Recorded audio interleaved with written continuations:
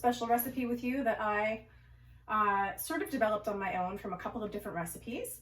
I bake a lot just in my general life, especially after I had my cookie company. I had a lot of leftover inventory. Suffice it to say, my coworkers got a lot of baked goods. I had one coworker, he was vegan. He sort of made a few little noises here and there of like, he wished that I would bring something vegan. I'm not vegan, I'm not vegetarian, I'm not gluten-free, I'm not egg-free, like I will eat it all. So I hadn't really had any like reason to make something vegan. So I thought, let's make some vegan something for this guy. I thought a nice protein ball, a little chocolate, a little cacao nib, a little coconut. I tried a few out on him, and the funny thing is that I actually discovered that I love these raw balls. They're freaking delicious, they're healthy, they really keep you full, so it's great. The funny part of the story is that that friend is no longer my friend for reasons unknown to me, but the balls stuck around, the friend left. So I'm okay with that because everyone doesn't have to like me, so it's all good. I'm going to share with you Andrea's Raw Energy vegan protein balls. This is one of my go-to breakfast items. I'm starving when I get home, pop a ball. So anyways, there's lots of ball jokes you could make as well, and I have. I'll save those for another day.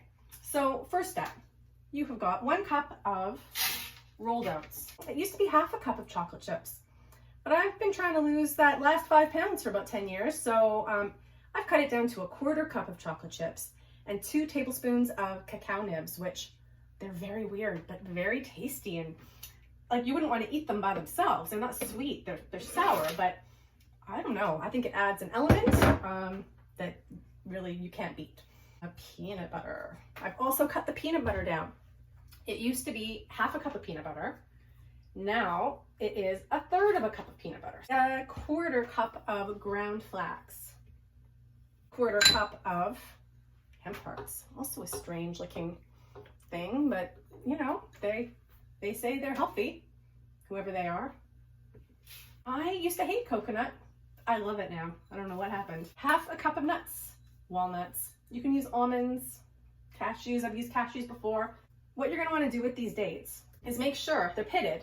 Just make sure there's actually no pits in there, because I've done this before where I just dumped them, and unfortunately there was a pit. Didn't mess anything up, but it just made a horrible noise, and I had to pry this pit out before I could continue, and it was just annoying. So just make sure there's no pits in there. Coconut oil is our last ingredient.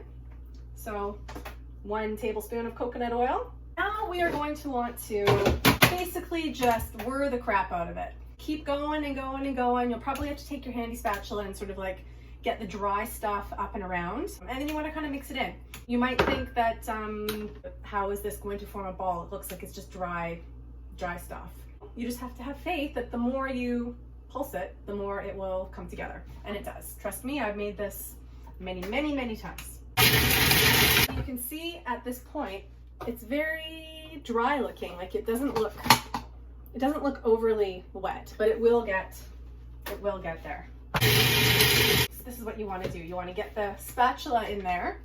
And by the way, I'm a huge fan of the single piece spatula. My favorite spatula, if anybody ever wants to buy me a gift. Love it.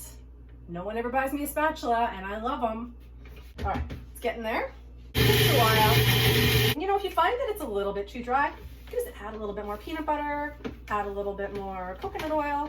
How do you tell when it's done? When the machine starts kind of making more of a thunk, thunk, thunk sound, because that means that it's like sort of weighted on one side. You can tell that the crumbs have sort of moistened or joined together and are, I don't know, they're moving around in a different way, and I can just tell by sound. You make this enough, you'll probably get there too. Now what we want to do is make the balls. Big fan of my tiny tablespoon scoop. Make almost all of my cookies with this. I like a small cookie, what can I say? And I guess I like a small ball. If you don't have a scoop, which not everyone has this adorable scoop, gauge it with your hand, taking it and give it a little squeeze, and then rolling it around. I don't know, I like it to be nice and round. Can't help it. So here is a finished ball. With the scoop, basically same. And then just the same thing. It's just basically portioning it out so that they're more or less even. So look at that, you can see I'm pretty good at gauging. Like that's a little bit smaller, but still. You could roll it around in some coconut if you want it to look pretty that way. You could roll it in some cocoa. I don't do anything. I just make the balls, put them in the fridge for a bit, let them sort of firm up a bit, and then I put them in a big Ziploc bag, seal it up, stick it in the freezer. I decided I should probably try one. That's part of the show, is like trying what you just made. Here you go. No, they really are good. I'm just being a goof. They're just not too sweet.